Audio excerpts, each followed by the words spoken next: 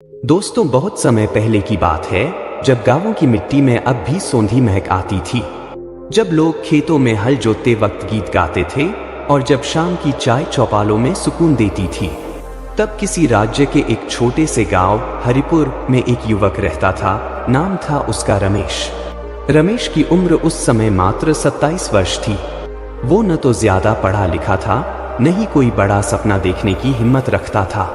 बचपन में ही माँ बाप चल बसे थे और न ही उसका कोई भाई बहन था। बस एक पुरानी टूटी फूटी सी झोपड़ी थी जो उसके पिता ने छोड़ी थी, और कुछ बीघा पराया खेत जहां वह मजदूरी करता था। उसका जीवन एक जैसे दिनों में बंध चुका था। सुबह उठकर गांव के किसी न किसी खेत में काम करना, दोपहर को सूखी रोटी के साथ पानी पीकर पेट भरना, और फिर शाम होते ही थके शरीर के साथ अपनी झोपड़ी में लौट जाना। ना कोई हमदर्द, ना कोई सपना। पर सबसे ज्यादा तकलीफ उसे तब होती जब वह गांव के दूसरे लोगों को देखता। कोई नया ट्रैक्टर खरीद रहा होता तो कोई अपने बेटे की शादी की तैयारियों में मग्न होता। रमेश अक्सर आसमान की ओर देखता और बुदबुदाता, हे भगवान, क्या मेरा भाग्य ही ऐसा लिखा है? मैं कितना मेहनत करता हूँ, फिर भी कुछ नहीं बदलता। वो भाग्य को कोसता रहता। उसे लगता जैसे उसकी किस्मत ने उसके साथ मजाक किया हो। लोग कहते, कर्म करो, फल मिलेगा, पर रमेश के हिस्से तो बस थकान और तन्हाई आई थी। एक दिन की बात है, तपती दोपहर में रमेश खेतों में काम करके थक चुका था। उसने फावड़ा एक ओर रखा और खेत के किनारे पीपल के पेड़ के नीचे जा बैठा। उसके पास एक मिट्टी का मटका था जिसमें थोड़ा बहुत पानी बचा हुआ था। सूरज सर पर था और रमेश की आंखों में उदासी। तभी एक आवाज आई, बेटा, क्या थोड़ा पानी मिलेगा? रमेश ने सिर उठाया। एक बूढ़ा साधु उसके सामने खड़ा था। चेहरा शांत, आंखों में चमक और चाल में अपार संतुलन। उसके शरीर पर केसरिया वस्त्र थे और कंधे पर एक छोटा झोला टंगा था। रमेश ने बिना कुछ सोचे मटके से पानी निकाला और साधु को दे दिया। लीजिए बाबा, थोड़ा ही है पर ठंडा है। साधु मुस्कुराए और पानी पीकर वहीं रमेश के पास बैठ गए। साधु ने कहा, थक गए हो बेटा? रमेश ने सिर झुकाकर कहा, हाँ बाबा, थक तो जाता हूँ रोज, पर फिर क्या फायदा? मेहनत करता हूँ पर किस्मत मेरी कभी नहीं बदलती।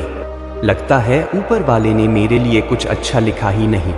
साधु ने कुछ पल उसकी आंखों में देखा और फिर मुस्कुराते हुए बोले, तुम्हें भाग्य और कर्म का खेल समझ नहीं आया बेटा। जो लोग इसे समझ लेते हैं वही अपने जीवन को संवार लेते हैं। रमेश की आंखें थोड़ी चमकी। शायद पहली बार किसी ने उसकी बात को इतनी गहराई से सुना था। तो क्या मैं भी? रमेश ने धीरे से पूछा। साधु बोले, सब कुछ संभव है, पर पहले तुम्हें एक परीक्षा से गुजरना होगा।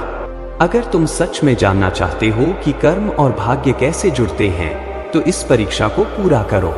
जब तुम्हें उत्तर मिल जाए तो मेरे पास आना। मैं पास के जंगल में स्थित अपने आश्रम में रहता हूँ। रमेश कुछ देर चुप रहा, फिर बोला, ठीक है बाबा, मैं तैयार हूँ, पर क्या ये सच में कुछ बदलेगा? साधु ने मुस्कुराकर कहा, जो खुद को बदलने को तैयार होता है उसका भाग्य खुद ब खुद बदल जाता है। इतना कहकर साधु उठे और धीरे धीरे जंगल की ओर चल दिए और रमेश उन्हें देखता रह गया। पहली बार उसके मन में एक जिज्ञासा जागी थी, एक उम्मीद ने जन्म लिया था।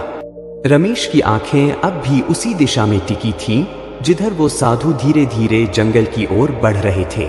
मन में पहली बार एक ऐसी हलचल थी जो उसने पहले कभी महसूस नहीं की थी, जैसे किसी ने उसकी थकी हुई आत्मा को छू लिया हो। वो वापस झोपड़ी लौटा, पर उस रात नींद नहीं आई। साधु की बात बार बार उसके जहन में घूमती रही। जो खुद को बदलने को तैयार होता है उसका भाग्य खुद ब खुद बदल जाता है। सुबह होते ही रमेश ने वही पुराना कपड़ा पहना, लेकिन उसके मन में एक नया विचार था। परीक्षा क्या होगी? क्या उसे जंगल जाना होगा या किसी रहस्य को समझना होगा? तीसरे दिन की बात थी, जब वो खेत में काम कर रहा था, तभी एक बूढ़ी औरत खेत के पास से गुजरी। उसके हाथ में एक टोकरी थी जो जमीन पर गिर पड़ी और सब्जियां इधर उधर बिखर गई। रमेश के पास दो ही विकल्प थे, या तो वो अपना काम जारी रखे और कहे कि मुझे क्या, या फिर वो जाकर उस औरत की मदद करे।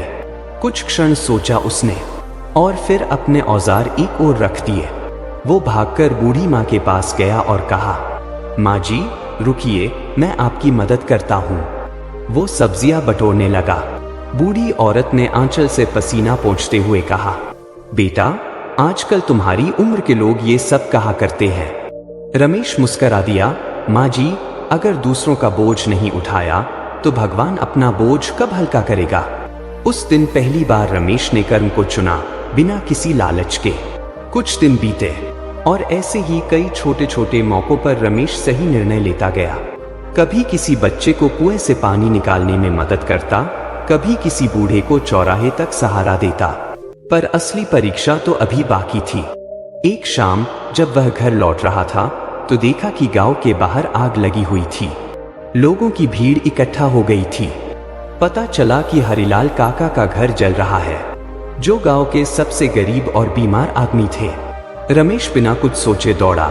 उसने अपनी गीली कमीज निकाली और आग बुझाने में लग गया। बाकी लोग डर के मारे दूर थे, पर रमेश जान जोखिम में डालकर अंदर गया और काका को बाहर निकाला। जब आग बुझी और सब शांत हुआ तब लोगों की आंखों में रमेश के लिए एक नई इज्जत थी। गांव का मुखिया भी वहां था। उसने पास आकर कहा, रमेश आज तूने जो किया वो कोई साधारण आदमी नहीं कर सकता। रमेश थका हुआ था, पर उसके अंदर की थकान गायब थी। उसे अंदर से लगा कि शायद यही परीक्षा थी, यही वो कर्म थे जिनकी बात साधु ने की थी। उसी रात रमेश ने तय कर लिया, अब समय आ गया है उस साधु से मिलने का। अगले दिन सुबह सुबह वह जंगल की ओर चल पड़ा। रास्ता लंबा था, पर उसके मन में अब कोई डर नहीं था। दोपहर ढलने को थी जब वह उस पुराने पीपल के पेड़ के पास पहुंचा, जहां साधु ने पहली बार उससे पानी मांगा था। पेड़ के पास एक कच्ची पगडंडी जंगल की ओर जाती थी। रमेश ने वही रास्ता पकड़ा। करीब 1 घंटे की यात्रा के बाद उसे सामने एक छोटा सा आश्रम दिखा। मिट्टी की दीवारें, तुलसी का चौरा और एक छोटी सी घंटी। माहौल शांत, पवित्र और सुकून देने वाला था। वहां वही साधु बैठे थे, आंखें बंद, ध्यान में लीन। रमेश ने धीरे से उनके पास जाकर प्रणाम किया। बाबा मैं आ गया हूं, आपने कहा था जब उत्तर मिल जाए तो आना। साधु ने आंखें खोली, मुस्कुराए, तो बेटा क्या समझ आया? रमेश ने धीरे से उत्तर दिया, पहले मैं सोचता था भाग्य मेरा दुश्मन है, लेकिन अब समझ गया हूं कि जब मैं कर्म को गले लगाता हूं तो भाग्य खुद बदलता है। मैंने बिना कुछ मांगे दूसरों की मदद की और आज मेरे भीतर एक शांति है। साधु ने सिर हिलाया, तुमने परीक्षा पास कर ली है बेटा। अब तुम जान गए हो, कर्म ही असली पूजा है, भाग्य तो बस उसके पीछे चलता है। रमेश की आंखें भर आईं। बाबा तो क्या अब मेरा जीवन बदल सकता है? साधु बोले, बिल्कुल, लेकिन ये शुरुआत है। असली बदलाव तब आता है जब तुम लगातार अच्छा कर्म करते रहो, बिना किसी अपेक्षा के। अब लौट जाओ और अपने गांव को बदलो। जिस दिन तुम दूसरों के लिए एक प्रेरणा बन जाओगे, उस दिन तुम्हारा भाग्य खुद तुम्हें सलाम करेगा। रमेश ने साधु के चरणों में सिर झुका दिया। वो अब पहले वाला रमेश नहीं था। एक नई सोच, नया विश्वास और एक नई शुरुआत उसके साथ थी। रमेश अब पहले वाला रमेश नहीं था। एक नई सोच, नया विश्वास और एक नई शुरुआत उसके साथ थी। आश्रम से लौटते समय उसके कदमों में आत्मविश्वास था और मन में गहराई से बसा हुआ संतोष। रास्ता वही था, गांव वही था, लोग भी वही थे, लेकिन अब उसका नजरिया बदल चुका था। अब वो भाग्य को दोष देने वाला नहीं, बल्कि कर्म से अपना भाग्य गढ़ने वाला आदमी बन चुका था। जब रमेश गांव पहुंचा तो लोग उसे देखकर हैरान थे। उसके चेहरे पर एक अजीब सी शांति थी और आंखों में चमक। गांव के बच्चों ने दौड़कर उससे पूछा, भैया कहाँ गए थे इतने दिन? रमेश ने मुस्कुराकर कहा, खुद को ढूंढने। अब उसका जीवन एक मिशन बन गया था। उसने गांव के छोटे बच्चों को इकट्ठा किया और उन्हें पढ़ाना शुरू किया। खाली समय में वो अपने हाथों से गांव की पगडंडियां साफ करता, लोगों के टूटे घरों की मरम्मत में मदद करता और जरूरतमंदों को काम दिलाने में सहायता करता। गांव का हर इंसान धीरे धीरे रमेश की तरफ आकर्षित होने लगा।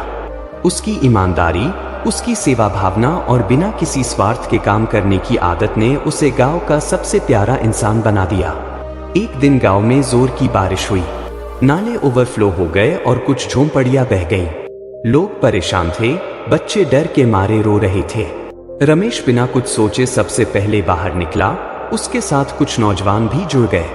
उन्होंने मिलकर लोगों को सुरक्षित स्थान पर पहुंचाया, बच्चों के लिए खाना बनाया और खुद भीगते हुए झोंपड़ियां बचाने की कोशिश की। बारिश के बाद जब सूरज निकला तो रमेश के चेहरे पर थकावट नहीं बल्कि संतोष था। गांव के बुजुर्गों ने उसे गले लगाया और कहा, बेटा, तू तो इस गांव की रोशनी बन गया है। कुछ ही समय में जिले के अधिकारी गांव आए और रमेश के काम की सराहना की। उन्होंने उसे ग्रामीण विकास समिति में शामिल कर लिया। रमेश ने गांव के लिए एक नया स्कूल बनवाने की योजना तैयार की और कुछ महीनों में स्कूल बनकर तैयार भी हो गया। अब बच्चे रमेश को गुरुजी कहकर बुलाते थे। दोस्तों, रमेश की कहानी यही सिखाती है, भाग्य कोई लिखकर नहीं आता, वो तो हमारी मेहनत और इरादों से बनता है।